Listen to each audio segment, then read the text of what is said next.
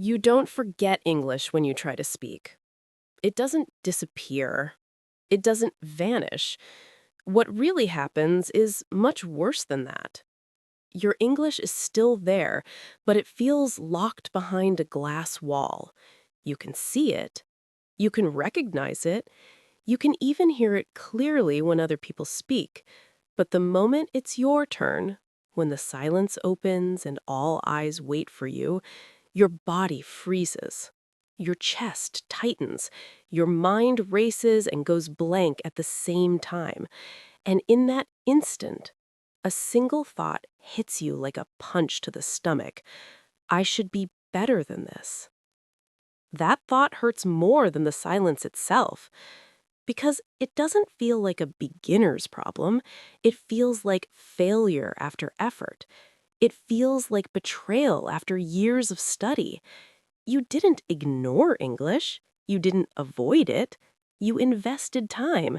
You watched videos. You listened to podcasts. You read articles. You followed lessons. You understood more and more. And yet here you are, unable to say a simple sentence without fear, hesitation, or panic. So you start questioning yourself. You wonder if you're just not made for languages. You wonder if your brain works differently. You wonder if everyone else moves forward while you stay stuck in the same invisible place. And the most painful part is this. From the outside, people think you know English. Inside, you feel like you don't own it. If you've ever felt this way, stop for a moment. Don't look for solutions yet. Don't try to fix anything. Just stay with this feeling, because this feeling is not a personal weakness. It is the predictable result of how most adults are taught to learn languages. And once you understand that, everything changes. Hello, I'm Susan.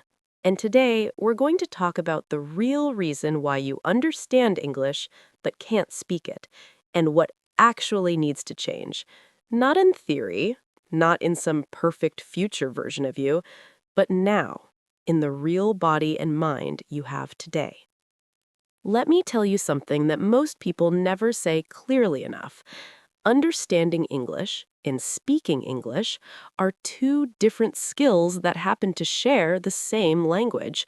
One can grow while the other stays weak, and that is exactly what has happened to you. Understanding English is a recognition skill. When you listen or read, your brain's job is to recognize patterns, sounds, words, structures, meanings. The information comes toward you. Your brain receives it. You don't have to make decisions. You don't have to take risks. You don't have to expose yourself. You can pause a video. You can rewind. You can reread a sentence. You can stay invisible. And because of that, understanding grows quietly, safely, and steadily. Speaking is the opposite. Speaking is exposure. Speaking is action. Speaking is risk. When you speak, you cannot hide. You must choose words without knowing if they are perfect.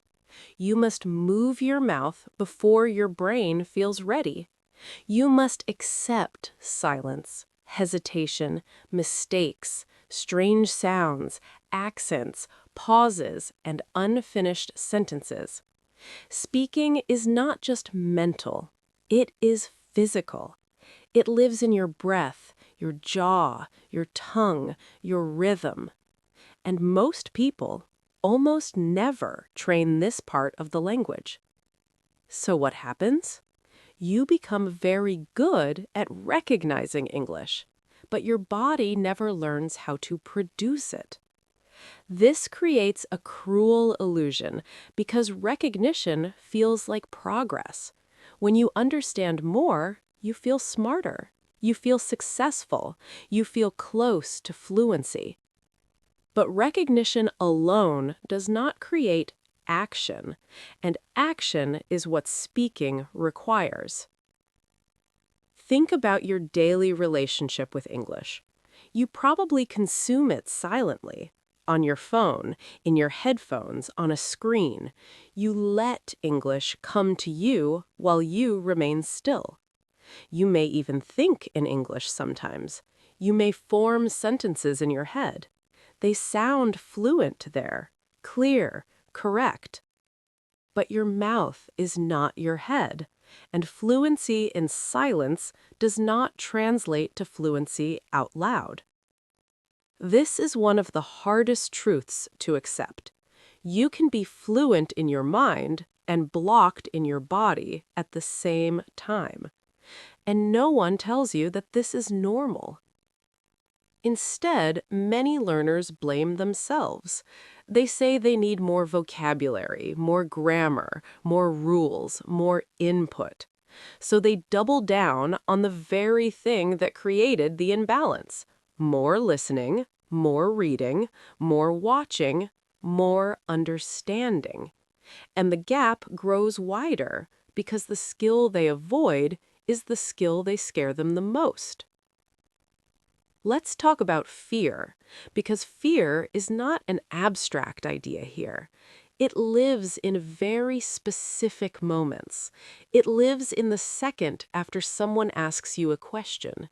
It lives in the second before you open your mouth. It lives in the feeling that everyone is waiting and judging and noticing your mistakes before you even make them. Fear is not logical, but it is powerful, and fear turns language into a performance instead of a tool. Many adults believe they should speak only when they are ready, but ready is a fantasy. There is no invisible line you cross where speaking feels safe. Safety comes after exposure, not before it. Confidence is not the cause of speaking. Confidence is the result of surviving imperfect speech again and again. Children understand this instinctively. They speak before they're correct. They speak before they are fluent. They speak while being wrong. Adults do the opposite. Adults wait until they feel ready, and because of that, they wait forever. There is also the myth of judgment. Some people will tell you that no one judges you when you speak English. That is not completely true. Some people do judge. Some people laugh. Some people correct you harshly. Some people are impatient. Pretending this never happens does not help. What helps is understanding something deeper. Judgment does not stop fluency. Avoidance does. Every time you stay silent to avoid judgment, you teach your brain that silence is safer than speech. And the brain loves safety. It will protect you by freezing you next time. This is not weakness, this is biology. So the question is not how to eliminate fear. The question is how to act even when fear is present. Most people think speaking practice means conversations, real conversations, with other people, native speakers, teachers, partners. And that idea alone is enough to shut them down. It feels too big, too exposed, too fast, too risky. So they do nothing. But speaking does not start with conversations. Speaking starts with output, and output starts with your voice, not with another person. This is where most learning systems fail you. They make speaking an event instead of a habit, something special instead of something daily, something public instead of something private, something perfect instead of something messy. The truth is, your mouth does not freeze because you lack English. Your mouth freezes because it is not trained to move with English. You have built recognition pathways in your brain, but you have not built production pathways between your thoughts and your speech muscles. And muscles do not respond to understanding. Muscles respond to repetition. If you never use your voice in English, your brain treats English as a passive language, something you consume, not something you produce. And when production is suddenly required, the system collapses under pressure. This is why so many learners say, "I know what I want to say, but I can't say it." They're telling the truth. The thought exists. The connection does not. So what changes everything is not motivation, not inspiration, not more knowledge. What changes everything is shifting English from a silent language to a spoken one in your daily life. And here is where many people misunderstand what that really means. Speaking does not mean giving speeches. It does not mean debating. It does not mean performing fluency. It means producing language out loud, regularly, imperfectly, without an audience. Think about how boxers train. They don't only fight opponents, they shadow box, they move, they punch the air. They train their body to respond before pressure exists. Language works the same way. If you only try to speak when someone is watching, you are always under pressure. Your nervous system never relaxes. Your brain never automates. But when you speak alone, something different happens. There is no judgment, no interruption, no speed requirement. You can pause, you can repeat, you can restart. And your brain begins to associate English with movement instead of fear. This is why speaking out loud to yourself is not strange, it is necessary. When you speak silently in your head, your mouth stays passive. The connection between thought and sound stays weak. But when you speak out loud, even simple sentences, you activate the full system: breath, voice, timing, memory, muscle. That is how fluency is built. Most learners avoid this because it feels silly or pointless or embarrassing. But growth often feels strange before it feels natural. And what feels natural now is silence.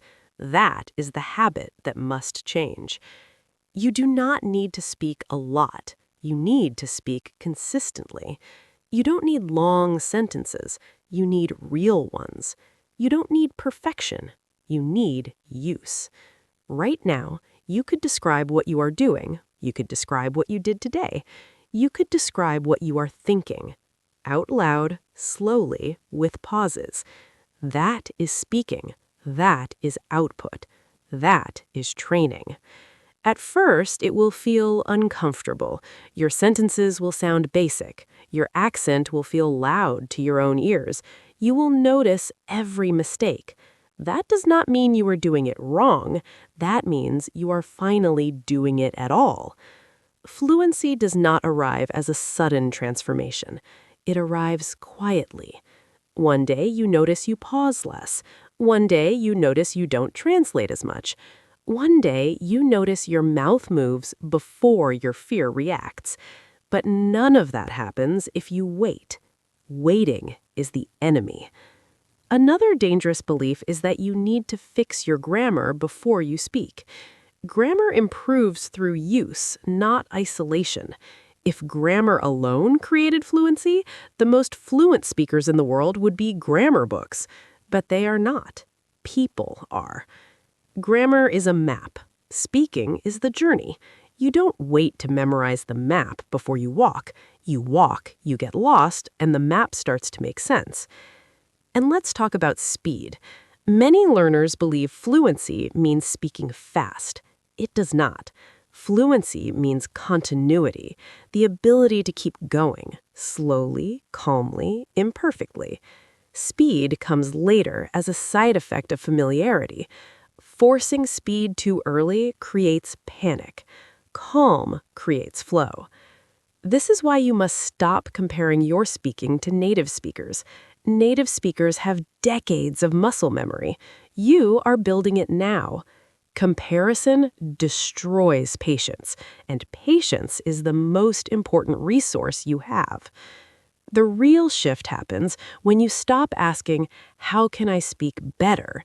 And start asking, how can I speak more?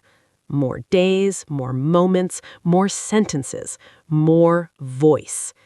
If you do that, something very important changes inside you. English stops being a test. It becomes a tool.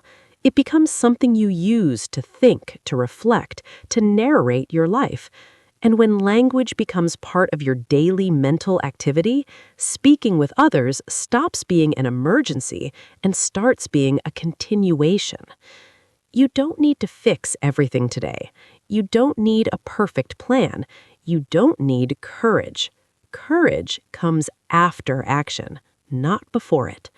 What you need is to break silence. Understanding English is not your problem. Silence is. And silence ends the moment you decide to use your voice, even when it feels uncomfortable. There is no rush here. There is no finish line. There is only use.